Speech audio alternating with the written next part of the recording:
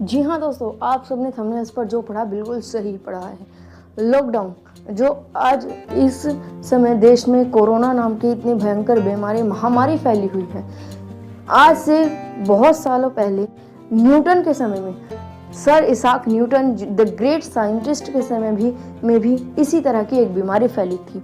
ठीक है, उस समय भी इसी तरह से लोग अपने घर में सोशल डिस्टेंसिंग का पालन हुआ था, लोग अपने अपने घरों में रहे थे।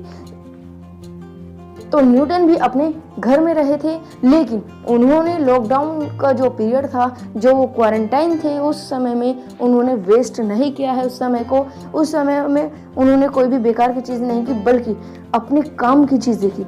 उन्होंने जिसमें इंटरेस्ट था उन्होंने वो चीज़ की। तो ऐसा क्या किया न्यूटन ने अपने लॉकडाउन के पीरियड में कि वो इतने बड़े ग्रेट साइंटिस्ट हैं, इतने बड़े ग्रेट साइंटिस्ट बने? ये जानने की आप सबको बहुत ज़्यादा उत्सुकता होगी। आप सब उत्सुक होंगे ये जानने के लिए कि sir Isaac Newton the great scientist ने अपने लॉकडाउन के समय में क्या किया था, ये लॉकडाउन क्यों हुआ था, कौन सी महामारी फैली थी, तो उसके बारे में आज की इस वीडियो में हम बात करेंगे। एक बात और दोस्तों, जब आप इस कहानी को सुनेंगे तो आपको बहुत ज़्यादा एक बेहतरीन बात सीखने को मिलेगी। तो अगर आप चाहते हैं कि आपका लॉकडाउन वेस्ट ना हो और आपको वो बात सीखने को मिले, तो वीडियो के अंत तक हमारे साथ बने रहिएगा।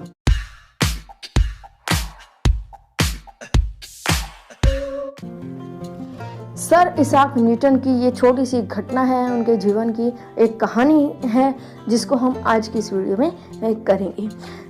जो सर इसाक न्यूटन थे वो ट्रिनिटी कॉलेज के स्टूडेंट थे, कैम्ब्रिज के जो थे स्टूडेंट थे। ठीक है, सन 1665 1665 से 1666 का जो टाइम पीरियड था, उस समय में लंदन में एक महामारी फैली थी, एक पेंडेमिक हुआ था। जिस तरह से आज के समय में कोरोना फैला हुआ है, उस समय में भी एक महामारी फैली थी। महामारी थी प्लेग की, जो कि चूहों के कारण हुई थी। ठीक है, लंदन में चूहों के कारण महामारी फैली थी, जिसको प्लेग नाम दिया था। उस बीमारी को द ग्रेट प्लेग के नाम से भी जाना जाता है, the great plague of London. तो इस समय में क्या हुआ था दोस्तों, ये महामारी इतनी बुरी फैली थी कि पूरे लंदन की आधी से ज़्यादा आबादी जो है वो इसमें बिल्कुल मर चुकी थी। लोग जो अपने जो सगे संबंधी थे, उनके सब यात्रा पर भी नहीं जा पाते थे। वहाँ पर जाना भी उनको अलाउड नहीं था, और जितने भी लोग मरते थे उन सबको एक साथ ही गड्ढे में डाल दिया जाता था। तो इतनी बुरी हालत उस समय वहाँ पर हो गई थी। तो आधी से ज़्यादा आबादी उस समय में बिल्कुल ख़त्म हो गई थी। तो सभी सोशल डिस्टेंसिंग का पालन कर रहे थे। सर न्यूटन भी सोशल डिस्टेंसिंग का पालन करते हुए अपने घर में कुछ समय में तक रहे। जब तक महामारी का चल रही थी उस समय तक वो अपने घर में थे। लेकिन खास बात क्या है, यही एक बात है जो कि हम नॉर्मल लोगों को और एक सक्सेसफुल इंसान को हमसे अलग करती है। वो बात यह है कि उन्होंने अपने टाइम को वेस्ट नहीं किया। उन्होंने इस गोल्डन अपॉर्चुनिटी को वेस्ट नहीं किया खाली बैठकर या फिर ऐसे ही कुछ खेलकर, बिना मतलब के कामों में लगकर वेस्ट नहीं किया। उन्होंने अपना काम किया। उन्होंने उस समय में लॉन्ग क्वारंटाइन था, बहुत लंबे पीरियड तक उनका जो था वो लॉकडाउन रहा था। तो उन्होंने उस समय में बहुत सारे रिसर्चेस की। अपने घर बैठे बैठे काम करते रहते थे, रिसर्च करते रहते थे। कैलकुलस के बहुत सारे पेपर्स उन्होंने रिसर्च किए, बहुत सारे पेपर्स के बारे में उन्होंने रिसर्च किया। प्रिज्म एक्सपेरिमेंट भी किए, प्रिज्म के से रिलेटेड कुछ एक्सपेरिमेंट किए, जिससे उन्होंने ऑप्टिक्स थ्योरी लिखी थी। तो उन्होंने घर बैठे बैठे अपना रिसर्च वर्क किया, अपनी थ्योरीज की, जिस चीज़ में उन्हें इंटरेस्ट था। कुल मिलाकर यह है कि उनको इस चीज़ में इंटरेस्ट था, उन्होंने वही चीज़ की, अपने टाइम को सही तरह से यूज़ किया। इस चीज़ का फ़ायदा क्या हुआ, जो टाइम उन्हें डेली लाइफ में नहीं मिल पाता था, क्वारंटाइन के समय में लॉकडाउन के कारण उनके पास टाइम ही टाइम था। तो उन्होंने अपनी अच्छी खासी रिसर्च की। और जब ये जो महामारी का जो खतरा था वो टल गया था लंदन से, और वो महामारी ख़त्म हो गई थी, तब वो जब वापस अपनी यूनिवर्सिटी गए, कैम्ब्रिज गए, तब उन्होंने वहाँ पर अपने सारे रिसर्च के जो वर्क थे वो सारा दिखाया। उसके बाद उनको 6 महीने के अंदर अंदर फेलोशिप मिल गई थी। जो रिसर्च करते हैं उनको पता है, फेलोशिप मिल गई थी, जिससे कि जो साइंटिस्ट बनने का जो रास्ता होता है, जो प्रोसेस होता है, वो उनके लिए साफ हो जाता है।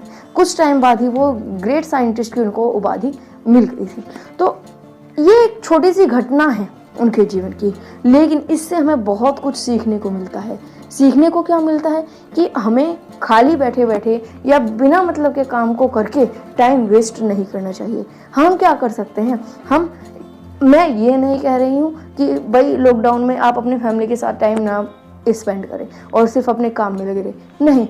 गोल्डन अपॉर्चुनिटी है यहाँ पर, पहली बार है और लाइफ में पहली बार, और उम्मीद है कि आखिरी बार ही ऐसा मौका मिला है कि पूरी फैमिली इतने लंबे समय तक एक साथ रह रही है। तो फैमिली के साथ टाइम स्पेंड करना तो बहुत ज़रूरी है, सिंपल सी बात है। लेकिन उससे अलग पूरे दिन तो आप सिर्फ एक ही काम नहीं कर सकते ना वेस्ट। पूरे दिन में आप अपने अकॉर्डिंग एक टाइम पीरियड बना लीजिए और उस टाइम पीरियड में जिस भी चीज़ में आपको इंटरेस्ट है, हम ये नहीं कहते बुक्स ही पढ़ें, अपना नेक्स्ट क्लास की पढ़ें, नहीं, बिल्कुल नहीं। जिस भी चीज़ में आपको इंटरेस्ट है उस चीज़ को, काम को कीजिए।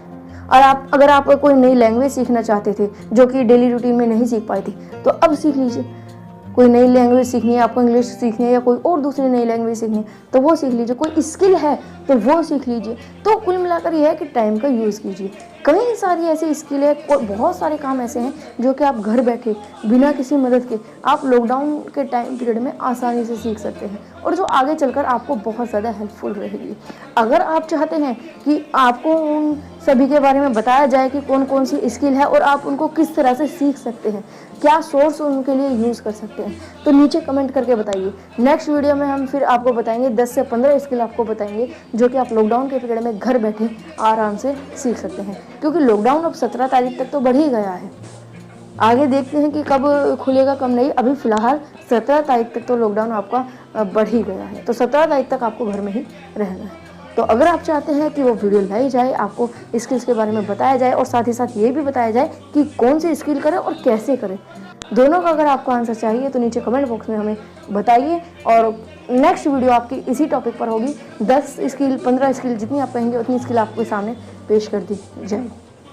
वीडियो पसंद आए तो लाइक करना।